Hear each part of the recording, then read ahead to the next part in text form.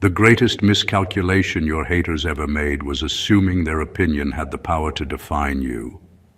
Before we go any further, let that settle in your spirit like a truth bomb with its own gravitational pull. Because right now, there are people out there rewriting entire narratives about you, and somehow forgetting that reality still has receipts. They've been running around, talking like they have PhDs in you studies, publishing essays, documentaries, and conspiracy theories about your character. Meanwhile, you're out here minding your divine business, drinking water, glowing, and accidentally proving them wrong just by existing. And here's a fact the world keeps ignoring. Psychologists say people misjudge others within the first 7 seconds. And once that story is set, they'll twist new information just to protect their original wrong conclusion. That means your haters aren't analyzing you. They're defending their pride. They'd rather adjust reality before adjusting their ego. But here's where it gets interesting. And honestly, a little funny. Because while they're busy diagnosing you with problems you don't even have, the universe is quietly correcting their reports. People are starting to talk, starting to connect the dots, starting to whisper things like, "Hold on, maybe they were wrong about this person." And those whispers, they're spreading faster than the lies ever did. Because truth has a habit of arriving fashionably late. But when it shows up, it walks in like, "Move, I'm reclaiming my seat." You didn't need revenge. You didn't need to clap back. You didn't need to argue your innocence in people's imaginary courtrooms. All you did was evolve, and that alone exposed every false narrative built around you. And now, the people who swore they figured you out are realizing they never understood the assignment. They mistook your depth for danger, your solitude for attitude, your growth for rebellion, and your boundaries for betrayal. Meanwhile, the world is starting to see the truth. You are the real deal, the one they underestimated, misjudged, and mislabeled because they couldn't comprehend your blueprint. So sit back, breathe, and watch what happens next. Because the same mouths that swore you were a problem are about to choke on the plot twist. You were the proof of greatness they couldn't recognize.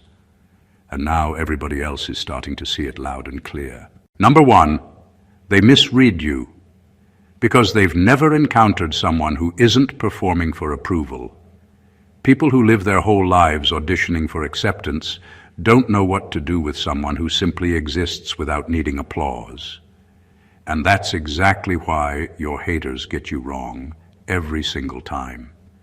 They're used to interacting with people who bend themselves into whatever shape earns validation. They're used to folks who tone themselves down, dress themselves up, or switch personalities like outfits depending on who's watching. So when they meet you, someone whose identity isn't a performance but a principle, they panic. They start projecting motives you don't have, attitudes you don't carry, and intentions you never thought of. They're not responding to who you are. They're responding to how unfamiliar your level of authenticity feels to them. Your presence exposes the amount of pretending they've normalized. You're not trying to impress anybody. You're not calculating how others will react before you speak. You're not performing niceness for social points or pretending humility for attention. You show up as you are, consistent, genuine, grounded, and that's the part they don't trust. To people who wear masks daily, someone without one looks suspicious. They call you distant because you don't overshare. They call you arrogant because you don't lower your self-respect to fit into their circles. They call you anti-social because you don't cling to groups for identity. They don't realize you're not difficult. They're just not used to honesty without theatrics. Every misjudgment they throw at you is really a confession about themselves. When they accuse you of playing games, it's because they play games. When they insist you have hidden motives, it's because they have hidden motives. When they say you're pretending to be something, it's because they literally don't know how to be anything without pretending. You're a mirror they didn't ask for, but one they can't ignore. and mirrors make people uncomfortable when they reveal things they haven't confronted. The funniest part? They don't even hate the real you. They hate that you don't need approval to function. They hate that you're not shaped by fear. They hate that you move through life guided by something internal while they chase permission from everyone around them. You're not confusing. You're just different. And the only reason they misread you is because they've never met someone who's not acting. You walk in truth. And truth always exposes the fake scripts people use to survive. Number 2, they judge you through wounds. They haven't cleaned, not through eyes that see clearly. Most of what your haters believe about you has nothing to do with you. They're not seeing your character, your intentions, or your truth. They're seeing through the filter of their unhealed experiences.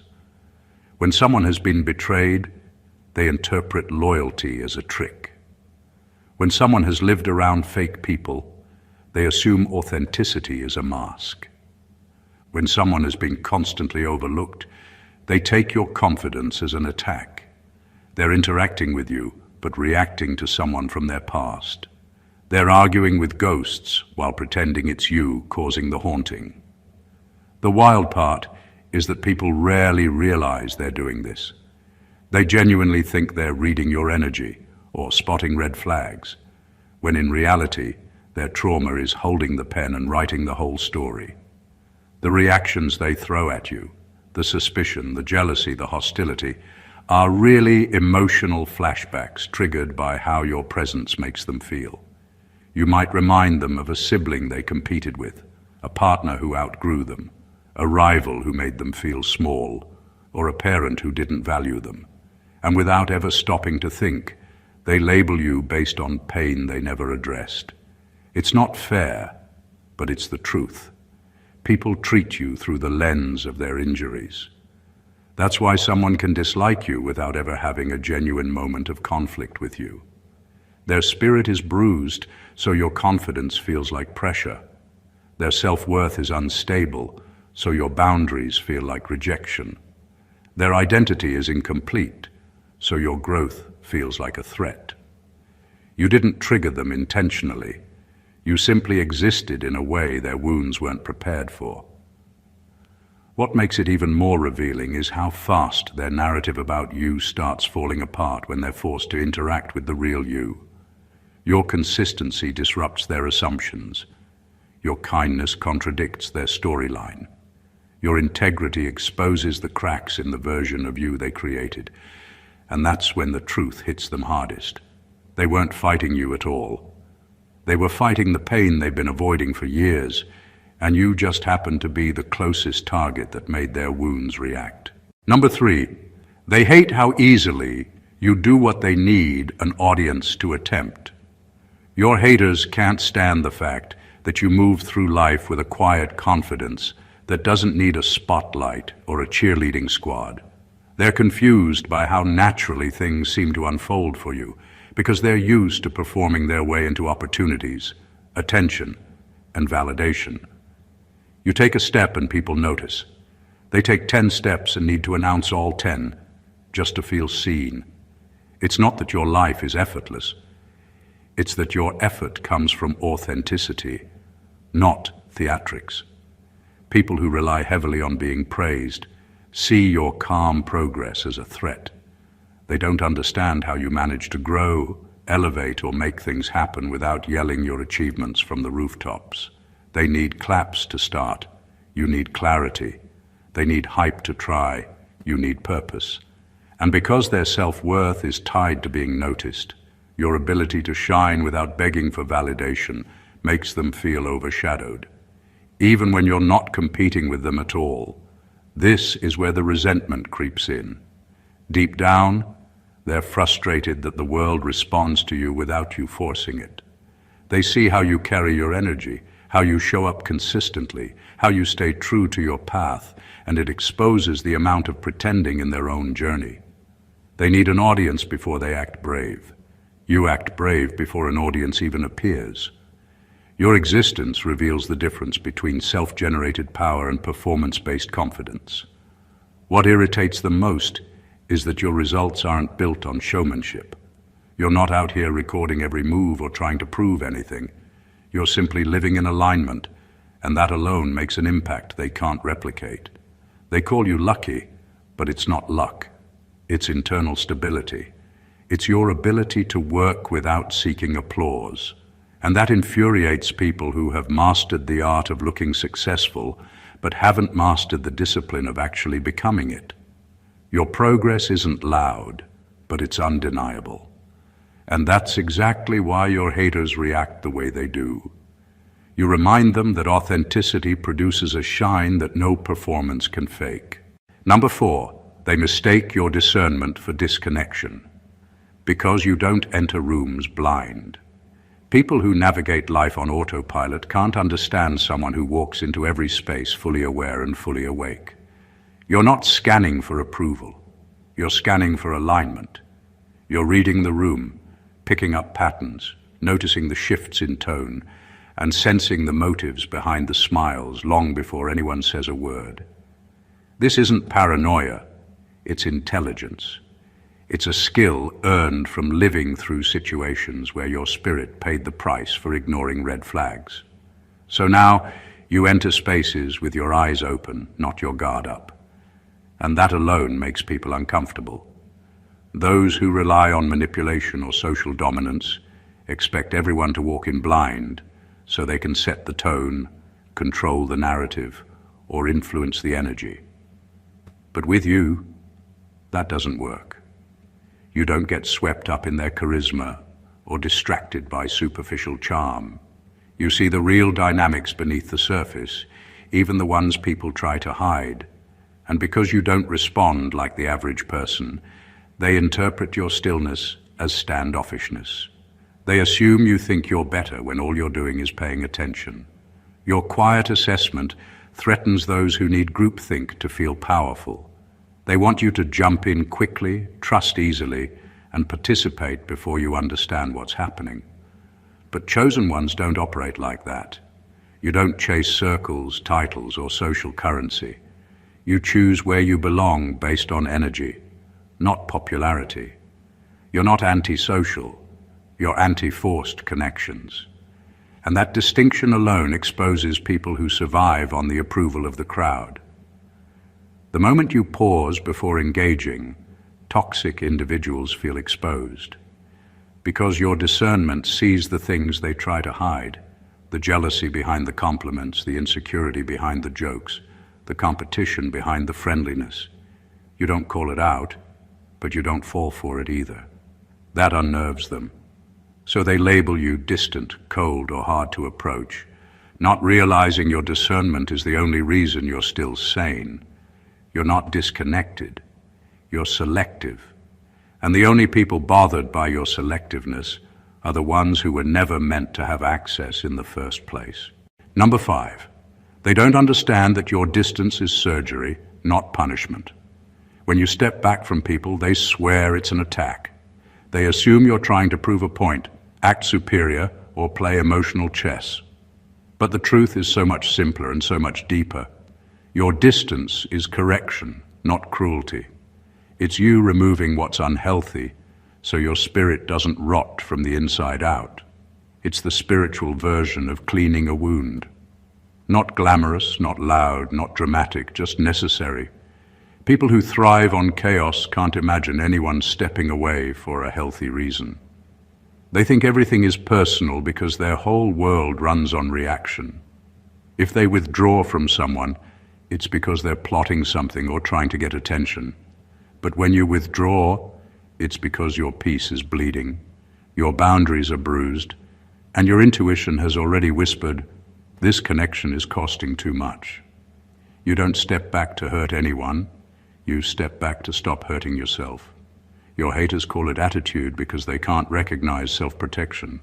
They've normalized relationships where everyone tolerates everything, even when it's draining.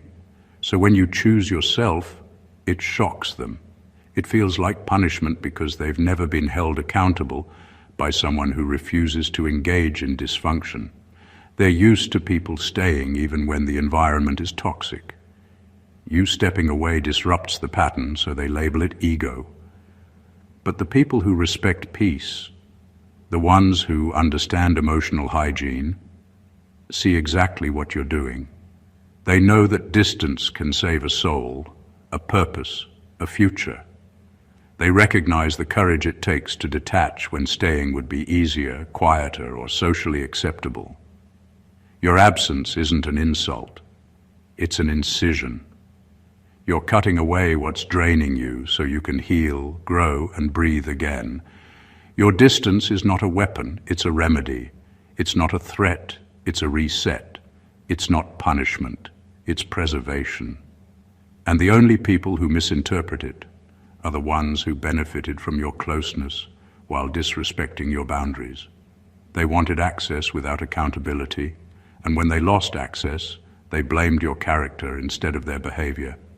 Stepping back isn't petty. It's wisdom dressed as space. And the right people always understand the difference. Number 6, their lies don't stick because people eventually notice you bring results, not rehearsed personas. The funny thing about lies is that they sound loud at first, but they never last long around someone who consistently shows who they are through action. Your haters talk with confidence, but they forget that life has a way of revealing the truth without you ever having to defend yourself. They keep trying to paint you as someone unstable, fake, or problematic, but your daily behavior refuses to cooperate with their script. You keep showing up steady. You keep moving with purpose. You keep growing in ways their stories can't explain. And that's exactly why their lies start falling apart piece by piece. People pay attention more than your haters think. At first, some folks may entertain the gossip, but over time they start noticing something strange. The version of you that the haters describe never shows up in real life. It doesn't match your energy, your results, your work ethic, your relationships, or your evolution. You're consistent, while the accusations are inconsistent. You're grounded, while the stories are shaky. You're progressing, while the gossip is stuck repeating itself like it's trapped on a broken loop. And consistency is powerful. When someone lies, their story requires maintenance. They have to keep adjusting details, adding pieces, exaggerating problems, or bringing new people into it just to keep the narrative alive. Meanwhile, you're not even participating. You're too busy becoming someone their lies can't touch. Your success exposes their jealousy. Your growth exposes their bitterness. Your peace exposes their insecurity. The truth is that lies lose strength when there's nothing in your behavior to support them. People start questioning, if this person is so terrible, how come all I see is discipline, kindness, elevation, and self-control? And once the cracks show, the whole structure of gossip collapses. Your elevation is their undoing. That's why your haters grow quieter over time. Their lies start sounding ridiculous next to your reality. Nothing embarrasses a liar more than watching the person they lied about continue to rise. And whether they admit it or not, people always end up siding with the one who produces results, not the one who produces drama. Your life proves them wrong louder than their mouths ever could. Number 7, they wanted you to be a myth. They invented.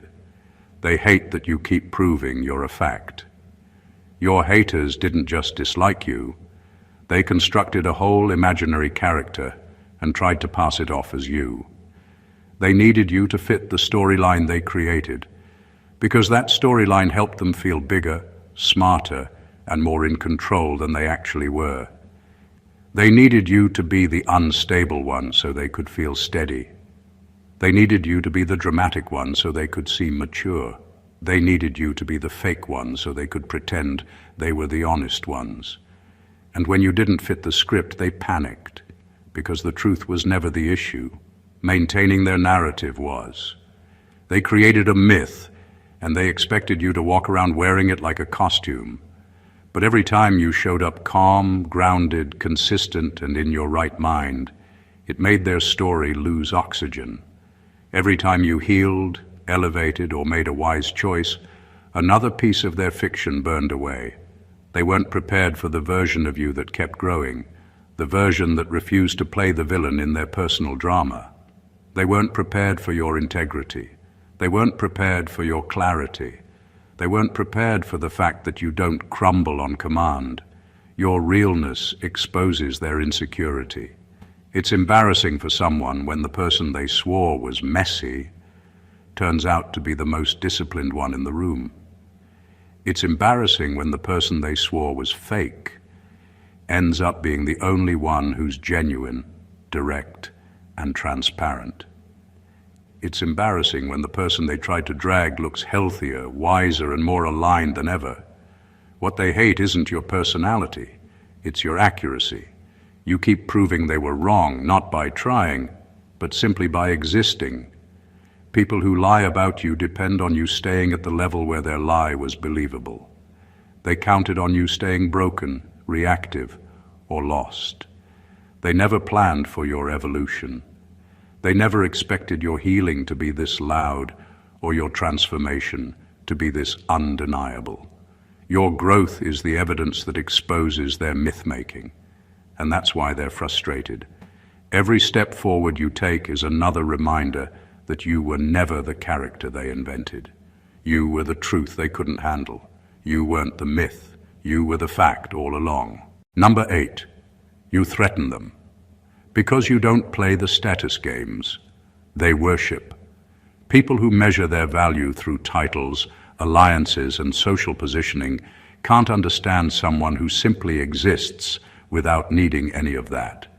They spend their lives climbing invisible ladders, competing for attention, forming cliques, and collecting influence like it's currency. Their whole identity is based on being above someone or connected to someone. So when you show up unaffected by all that noise, you disrupt the entire system they use to feel important. You walk into a room and you're not trying to impress anyone. You're not begging for approval. You're not strategizing your friendships. And you're not trying to sit at the right table. You treat everyone the same, with respect, but not reverence. That alone shakes people who think power comes from who they know or how loudly they dominate a space. They expect everyone to recognize their status, but you just see them as regular humans. That humbles them, and they're not used to the feeling. To people who worship hierarchy, someone who can't be categorized becomes a threat. They can't predict how you'll react, who you'll align with, or what you'll tolerate. They can't use social pressure to sway you. They can't manipulate you with popularity. They can't impress you with titles or scare you with cliques. And because you're not playing their game, you become someone they can't control or diminish. Your independence forces them to confront how dependent they are on the approval of others. Your confidence reveals how fragile theirs is. Your freedom exposes their insecurity. They think you're being rebellious, but you're simply being unbothered. You're functioning from a place of inner clarity, not social ranking. And here's the part that really irritates them. The people who chase status rarely possess real leadership. They're loud, but hollow. You, on the other hand, have influence without trying. People gravitate toward you naturally, not because you demanded loyalty, but because your energy is rooted in authenticity. And that's the kind of power they can't compete with. You don't threaten them because you want what they have. You threaten them because you don't need what they worship. Number 9, they hate that you don't break under the pressure that crushed them. Your haters can't stand to see someone thrive under circumstances that would have shattered them. Every storm, every challenge, every moment that should have left you defeated instead became the forge that strengthened your spirit. They watch, frustrated and unsettled, because your resilience exposes their fragility. The strength they've been pretending to have suddenly feels small, hollow, and inadequate in comparison to the quiet, undeniable power you carry every day. They've crumbled under pressures that you've transformed into lessons, scars, and wisdom. The very experiences meant to weaken you became the tools that built your character. And because you move forward without boasting or seeking validation, they feel lost trying to understand how someone could withstand what they could not. Your calm, composed, and unwavering presence highlights their limitations, making them question the narratives they've been telling themselves about who is strong and who is weak. What frustrates them most is that your endurance isn't performative. You don't use struggle as a badge or drama as leverage. You simply survive, grow, and rise, letting your life speak for itself. Every time you stand upright, every time you make a decision grounded in clarity and integrity, it reminds them that real strength is internal, not performative. They hate it because it proves that their version of toughness, built on reaction, comparison, or ego, was never authentic. Your ability to thrive under pressure is more than survival. It's a statement. It tells the world that true strength doesn't collapse when circumstances demand it, and that the person who has mastered resilience doesn't need to validate themselves to anyone. The discomfort they feel isn't about you. It's about their own unhealed weaknesses being illuminated in the presence of your steadfastness. You didn't just survive the storms. You became stronger because of them.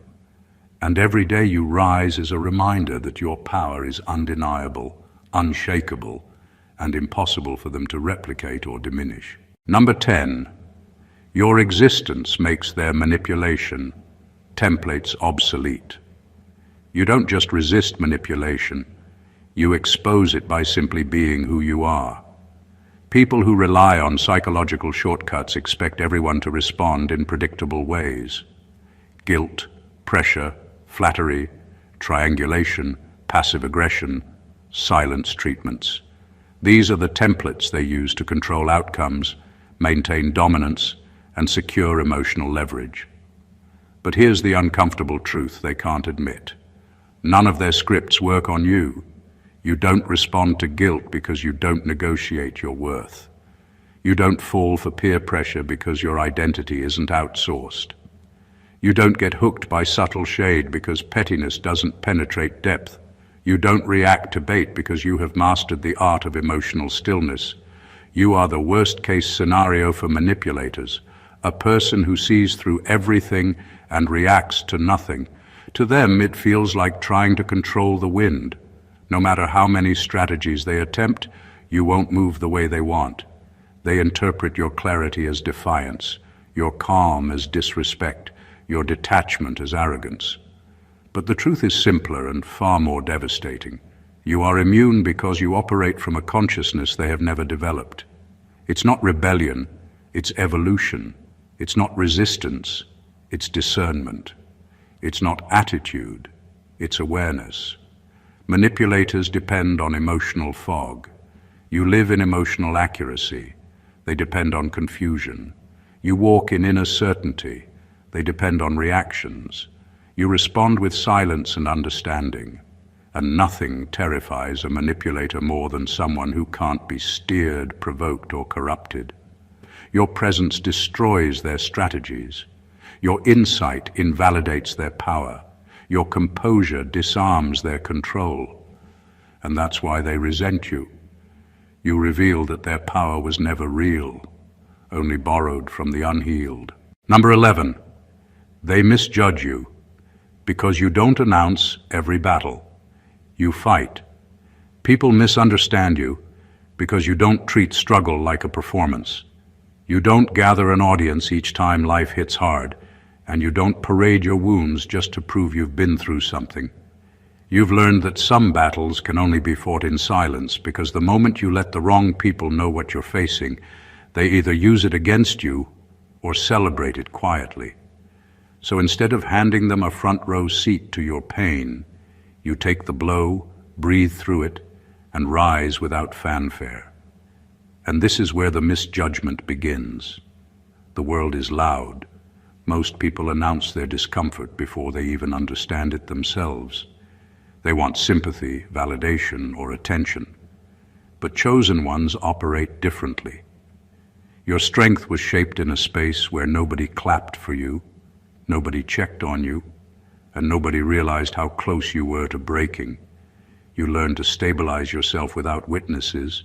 You learned to heal without applause. You learned to rise without reporting every fall.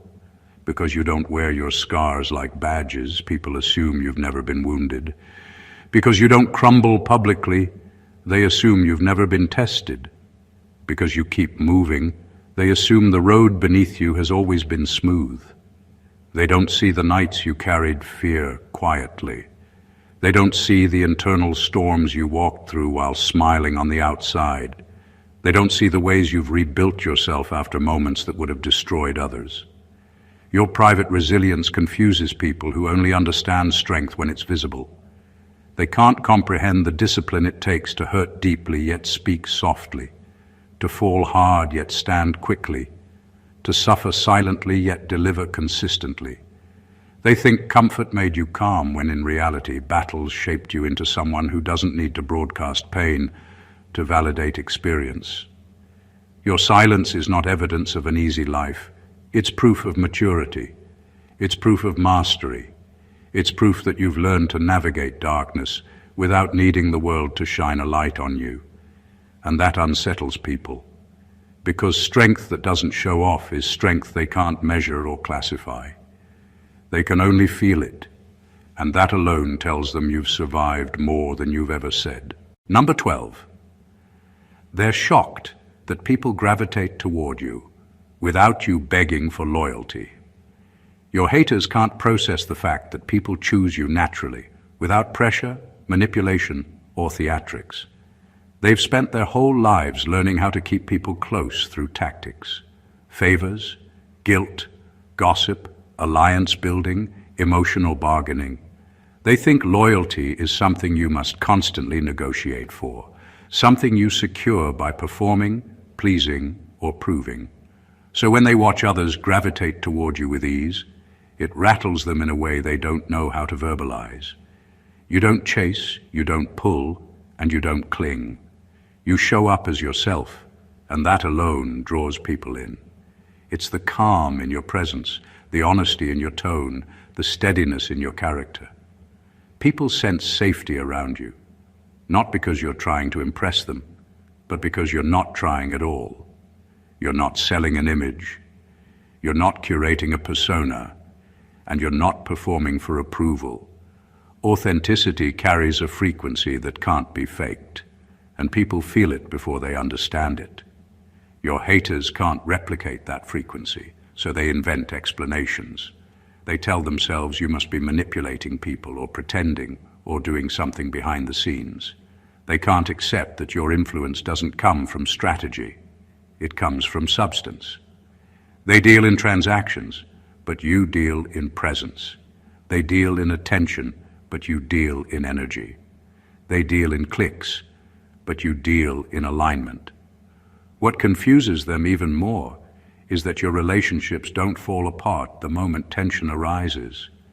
People remain connected to you because they value who you are, not what you can give. Loyalty that builds itself doesn't collapse under pressure, and that alone makes them suspicious. They assume there must be some trick to it because they only know how to keep people through fear of losing them. Your existence proves that loyalty born from authenticity is stronger than loyalty born from effort. You're magnetic without trying to pull. You're respected without insisting on it. You're trusted without campaigning for it. And that terrifies those who depend on performance to feel relevant, because your natural influence exposes the weakness of their manufactured one. Number 13, they call you different. Because they don't understand that evolution isn't a performance, people don't like it when someone changes in ways they can't control or explain. They see you stepping into new levels, handling life with clarity, and making decisions that feel foreign to them. And the first thing they do is label it as different. They don't realize that what they're seeing isn't an act or a mood, it's evolution. You didn't wake up one day and decide to act new. You grew, you learned, and you became someone your old environment could no longer contain. You don't announce your transformation, you don't post it for validation, and you don't wait for permission to level up. You embody it in your energy, your decisions, your calm confidence. And that quiet, effortless shift confuses people who measure growth by spectacle rather than substance. They think change has to be loud, visible, and dramatic to be real, which is exactly why they misread you. Your growth isn't for them to applaud, it's for you to live. The environment you outgrow can't understand you because it's still trapped in its old patterns. Your maturity, your insight, your inner alignment, all of it feels alien to those who never moved beyond their previous selves. They take your evolution personally, as if it's an insult, a challenge, or a sudden attitude problem. But the reality is simple. Your spirit doesn't belong there anymore. It has outgrown the limitations, the smallness, and the distractions of a space that once defined you. Your so-called difference isn't rebellion, it's liberation. It's the natural outcome of refusing to be limited by outdated surroundings. And that's why people feel uneasy. They've never seen someone evolve quietly and powerfully without playing the drama, without demanding attention, and without needing their approval. You're not acting brand new. You've just arrived at a version of yourself that the old environment wasn't ready to handle. And every step you take in alignment proves that growth doesn't need performance. It only needs consistency, courage, and the refusal to compromise your spirit. Number 14, they're wrong about you because they only saw the version of you that was healing, not the one that was finished. Most people never wait for a full story before forming an opinion. They saw you while you were in the middle of rebuilding, recovering, and figuring out who you truly were. And they assumed that unfinished version was your final form. They caught glimpses of your struggle and labeled it as weakness. They saw pieces of your healing and mistook them for flaws. They measured you by the parts of yourself that were still evolving and decided that was all you would ever be. What they fail to understand is that transformation isn't linear, and it isn't meant to be observed in fragments. You weren't broken, you were under construction. You weren't limited, you were leveling up. Every late-night fight with your own fears, every quiet choice to choose growth over comfort, every moment you chose integrity over validation. These weren't signs of instability. They were the building blocks of your finished self. Now that you've stepped into clarity, confidence, purpose, and power, the version of you they criticized no longer exists. Their assumptions are outdated, their gossip irrelevant, and their judgments obsolete. They're still arguing with a version of you that was temporary, unaware that you've already moved past it. Their words and opinions can't touch the person you've become, because the person you are now has been forged in private, refined in silence, and tempered by trials they couldn't survive. And that's why they feel unsettled, frustrated, and threatened. They've spent so much energy crafting narratives about someone who no longer exists, only to realize that reality has evolved faster than their assumptions. You're not defending yourself, you're simply living, thriving, and showing up as the completed version they never saw coming. Their misjudgments are inevitable because they are always trying to measure the present with a map drawn from your past. You're not the unfinished story they saw. You're the finished product. And every step you take forward is proof that growth isn't meant to be broadcast, it's meant to be embodied. Conclusion, you are the truth they can't touch. At this point, the picture is clear. Your haters have been wrong about you all along. Every whisper, every rumor, every false narrative they tried to create has crumbled under the weight of your reality. They misread your authenticity because they've never met someone who refuses to perform for approval. They judged you through their own wounds, projecting fear and insecurity onto a person who simply refused to shrink. They hated the ease with which you accomplished things, the clarity with which you navigated life, and the calm strength you carried in the eye of storms that would have destroyed them. They've tried to fit you into boxes, label you, and even manipulate you with tactics that worked on everyone else. But your existence made all of their templates obsolete. Your growth, resilience, and quiet power have always exposed their fragility and shown the limits of their control. They assumed your healing defined you, but the truth is that what they saw was only a fraction of your journey, the incomplete version they thought they understood. Now, stepping into your completion, you have outgrown their assumptions entirely, leaving them arguing with a person who no longer exists, while you thrive, grounded, aligned, and unstoppable. Your life is proof that true power doesn't need to be loud, manipulated, or forced. It flows naturally from clarity, resilience, and unwavering self-worth. The admiration, loyalty, and respect people give you don't come from effort or performance. They come from the truth you embody every single day. You are the living contradiction of everything they thought they knew, calm in chaos, focused amid distraction, and unstoppable in ways that can't be faked or copied. So embrace it, own it, step fully into the life they tried to rewrite, the version of yourself they couldn't imagine, and the energy that makes your presence undeniable. Your haters are only reminders that you are far beyond their comprehension, and every word they speak only amplifies the evidence of your greatness.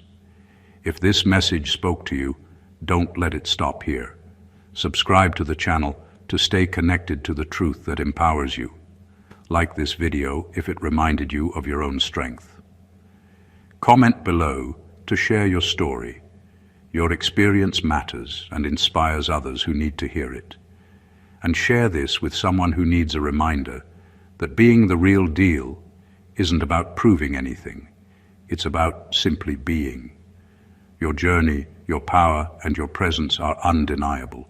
Keep rising. The world is watching, learning, and finally starting to understand that you are the real deal. God bless you.